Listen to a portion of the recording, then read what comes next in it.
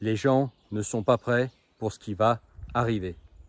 Tu sais, on a été conditionné. On a été conditionné à un système qui fonctionnait plutôt bien jusqu'à récemment.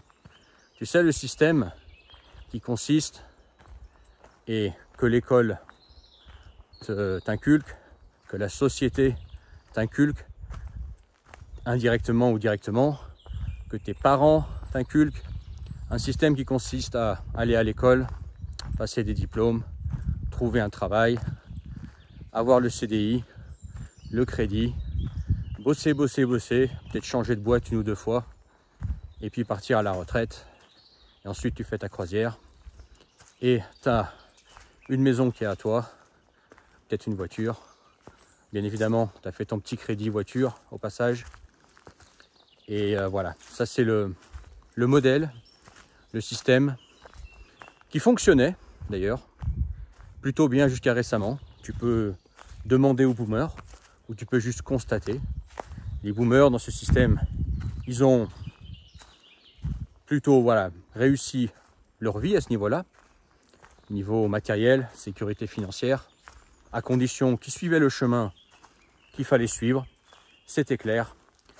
Suis ce chemin, mon gars, et puis tout ira. Et ce système aujourd'hui, je pense que tu es en train de le remarquer, et il est cassé. Il ne fonctionne plus. On a des jeunes diplômés qui, même avec des bacs +5, ne trouvent pas de travail, ou alors ils trouvent que des choses à râler pâquerette, le SMIC ou à prime plus, ou alors ils restent sur le carreau. On se retrouve avec des gens qui sont obligés de se reconvertir, non pas par choix, mais parce que le monde change, parce que le marché change, parce que on va vivre des grands changements, j'en suis convaincu, des grands changements, un clash assez prochainement. Peut-être pas dans les 5 années à venir, mais dans les 10 ans, 15 ans, 20 ans, c'est sûr, le monde va changer énormément. Je le sens, tu peux le constater, tu peux le sentir, et tu le sais au fond de toi. Il y a un truc qui tourne pas rond. Du moins, il y a comme un truc qui tourne pas rond, comme ça n'était arrivé à la fin d'un cycle, à la fin d'un système, à la fin d'un modèle. Et là, on est en train de vivre le début de ce grand changement, s'il n'est déjà pas en train de se produire. Okay, je te parle d'un changement de société qui est mondial. Tu peux aller à l'autre bout de la planète, ça sera grosso modo pareil. Il y aura des pays qui auront plus ou moins d'avance que d'autres.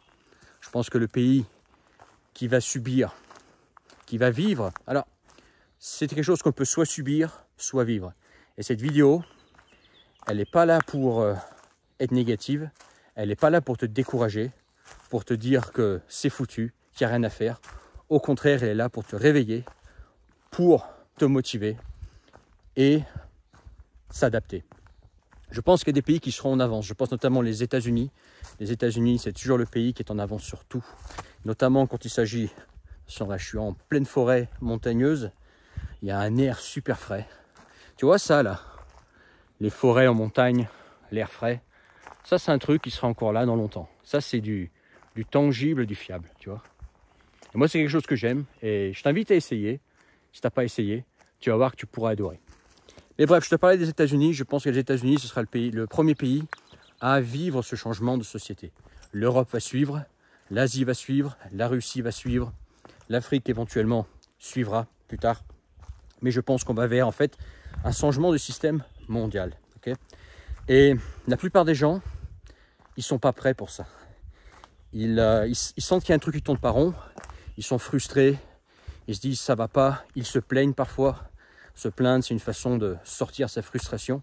Mais ils sentent qu'il y a un truc qui est plus comme avant. Il y a un truc qui est en train de changer, un truc qui cloche. Okay, et je pense que c'est ce changement de société. Et beaucoup de gens ne sont pas prêts. Soit ils disent que ça vient du gouvernement, du changement climatique, de je ne sais quoi, d'un monde multipolaire qui se créerait. Moi, j'y crois pas. Moi, je pense qu'on est dans le monde le plus monopolaire possible en ce moment et que ça va être de plus en plus monopolaire. Qu'il y aura, si tu veux changer de société, en fait, il y aura nulle part où aller. Ce sera à peu près tout pareil. Et c'est en train déjà de le devenir. Mais ils sentent qu'il y a un truc qui cloche pas rond. Sauf que ils veulent pas admettre que ça va changer, que le monde va changer. Et le changement, c'est chiant.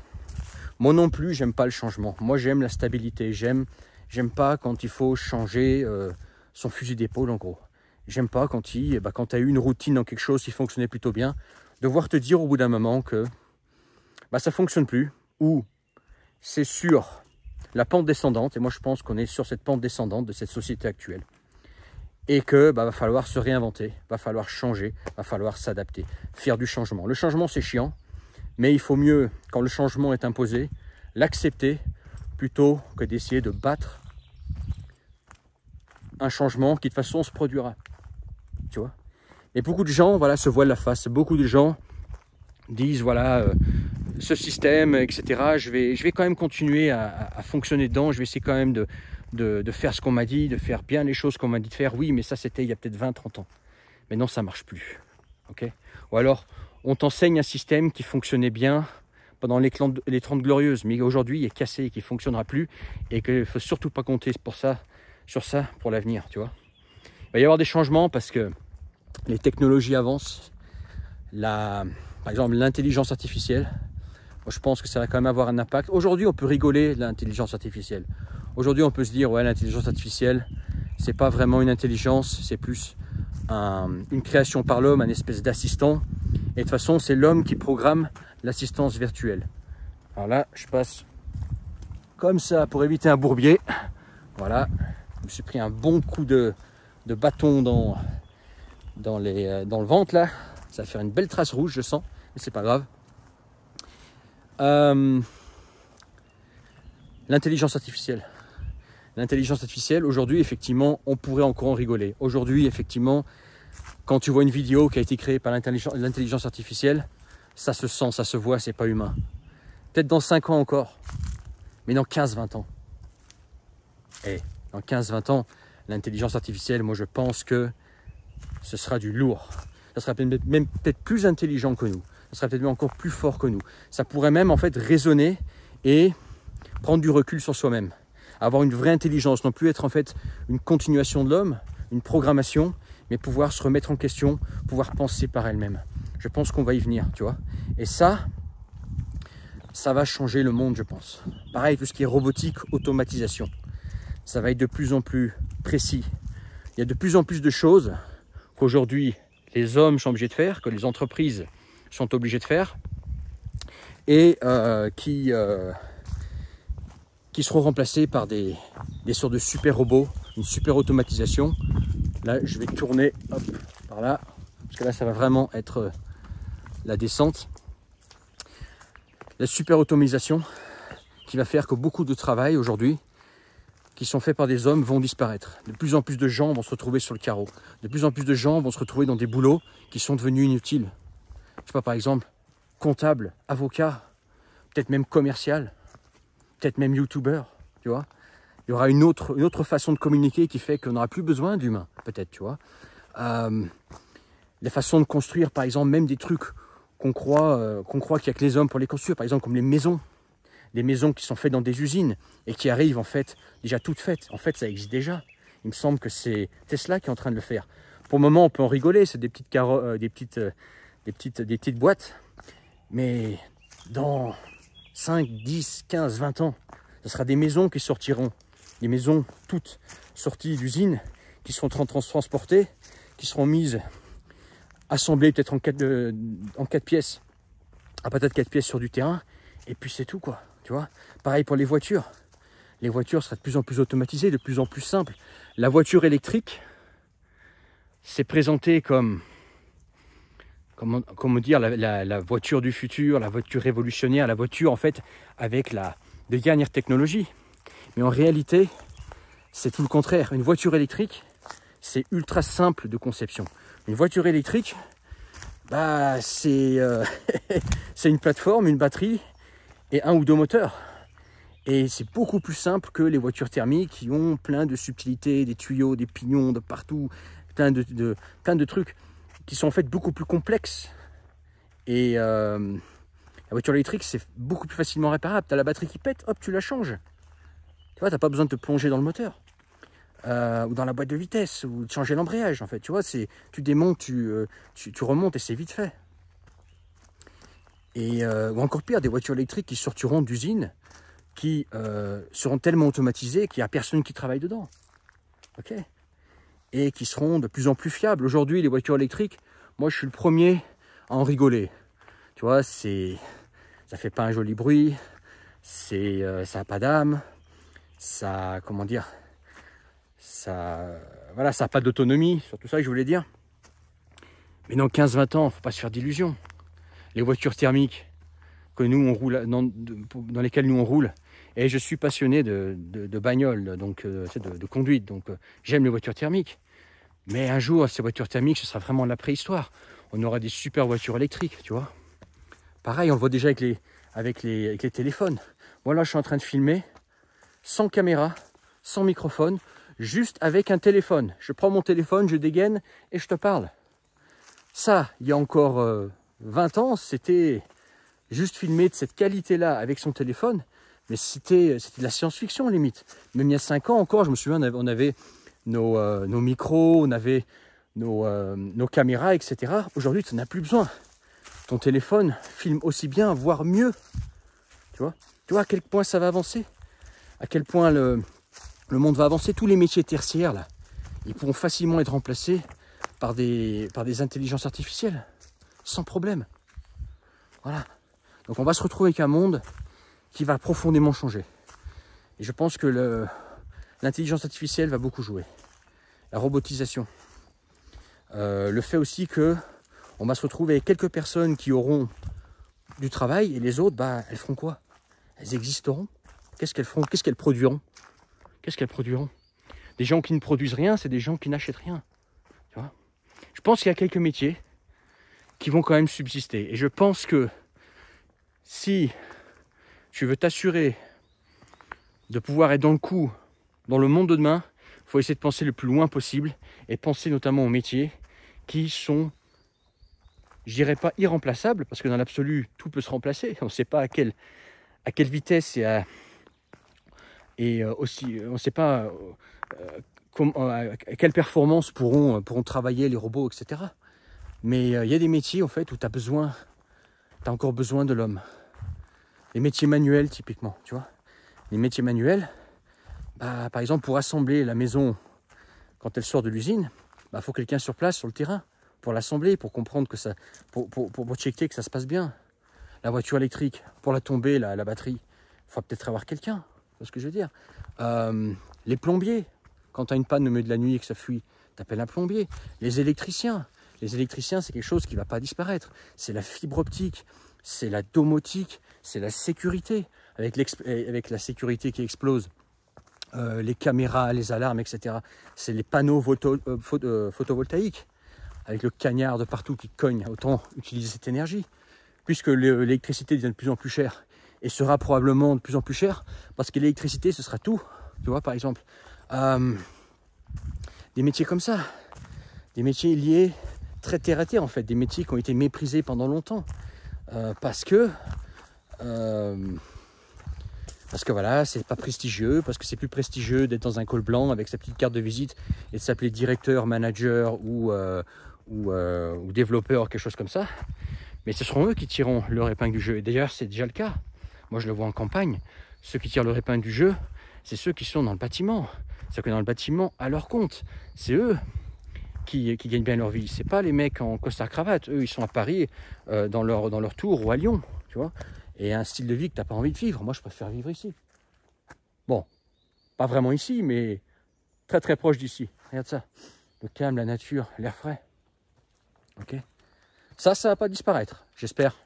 J'espère qu'ils vont pas tout raser, qu'ils vont pas tout couper. Mais la nature, ça c'est un truc.